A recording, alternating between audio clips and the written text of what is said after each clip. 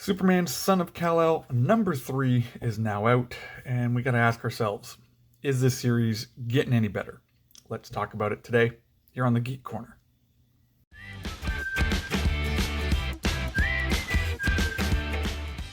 Hey there everybody, it's RevKev here. Thanks for stopping by the channel today as we have a look at Superman, Son of Kal-El, number 3. Now, I've said this a lot here on the channel. I am a huge Superman fan. I've got almost every comic from 1986 until today, with a little bit of a gap during the DC Universe, DC Rebirth timeline. I didn't collect that one, so that's my gap in my Superman collection. And as we've been talking about, Clark Kent, Superman is leaving Earth. And according to his son, Jonathan Kent, who has lived in the future, this is when Superman disappears and never comes back. And his son, John Kent, takes over as Superman. So that's been the big build-up. And so now we're in number 3. And in my review of number 2, I was a little critical of it because it was really bad. And so I'm kind of hoping this turns around. If we're getting to this big, huge event there where Superman's finally leaving, there's got to be some tension here. There's got to be some drama. There's got to be some action. There's got to be some good storytelling. And starts off strong. We start off, with a lot of action here in the comic, collapsing building. Superman and his son are in here. They've got about 4 seconds to save like over 400 people. You're introduced into this new villain, Fault Line, who doesn't know who she is, has no memory, which is exactly like the character that was introduced in the first issue of Superman, Son of Kal-El. And then, so you got 2 pages of action, and then we get back into protesting and Superman, John Kent joining in the protests, and and again, I'm all for it. I have no problem with protesting. I have no problem with standing up for people and all that. And especially in this topic, it's talking about refugees. I have gone on missions trips to bless and care for and support refugees. And we have sponsored as a church refugees to come to our city. So I'm all for this.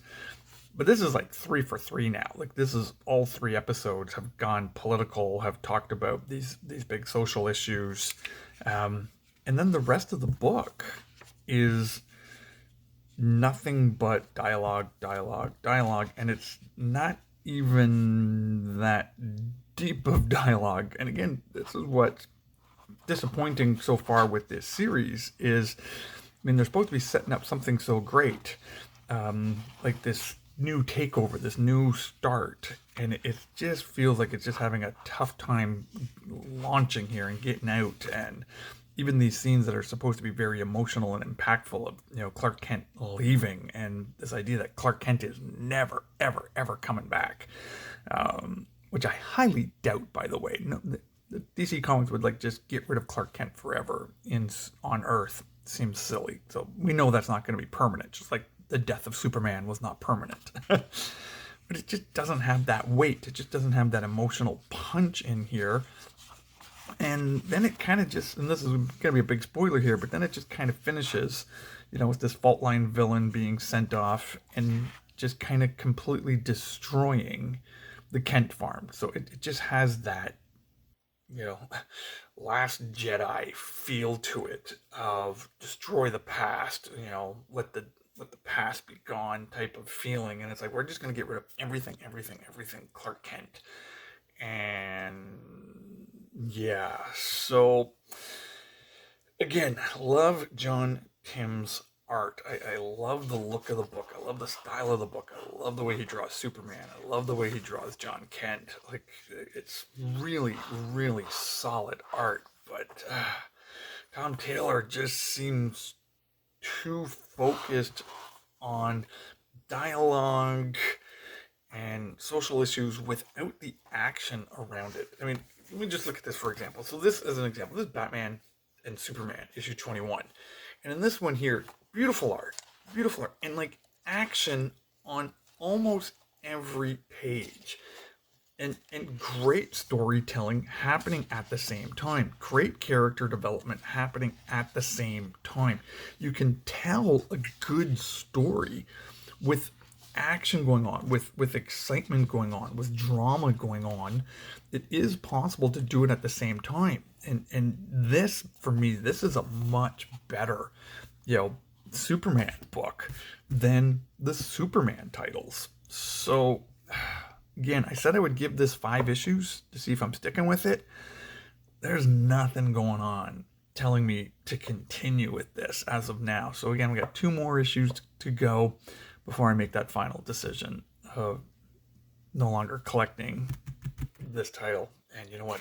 I'm just going to stick with Batman Superman because this title is amazing. Maybe I should do a separate review for this one. So anyways, that's my thoughts on here. I know not everyone agrees with me. Some of you are liking this, and God bless you if you are. But this long time Superman fan of nearly 40 years is hurting. So until the next video, God bless you, and would love to hear your comments in the comment section. And thank you for being a part of the community here. We've got channel membership now. Would love if you become a channel member, and look forward to talking with you in the next video. God bless.